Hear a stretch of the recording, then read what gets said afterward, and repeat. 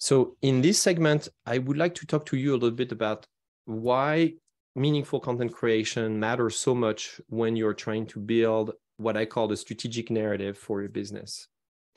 Most people think that a narrative is the same as a story. It's correct in a way. If you look in the dictionary, you'll see that it's right.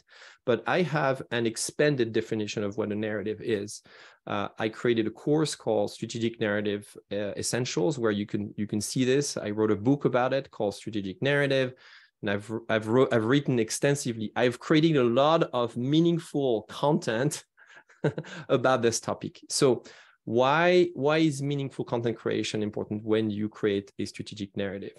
A strategic narrative is a living system of stories, of messages, and also practices, habits, and norms within your business. I see this as a living, a living system, if you will.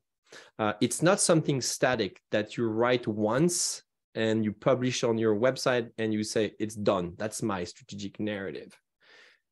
What I'm describing here is part of it. It's part of the whole system.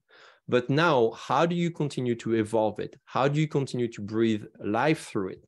How do you continue to reach more people with your narrative? Well, that's when meaningful content creation comes in.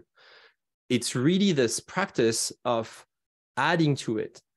Another aspect of a strategic narrative is that a strategic narrative is about a very clear and distinctive point of view. I know that most of you here have what I call a mission.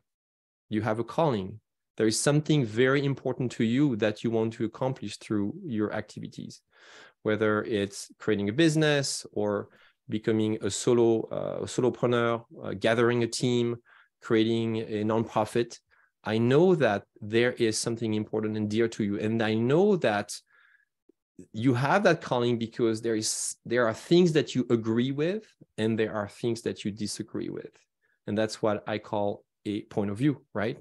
So meaningful content creation is one of the most potent, one of the most powerful and fast ways to develop that point of view, because your point of view may be at the beginning a little fuzzy, you may be a little hesitant about it, you may think you have it, but it's not quite clear yet, and you need to hone it.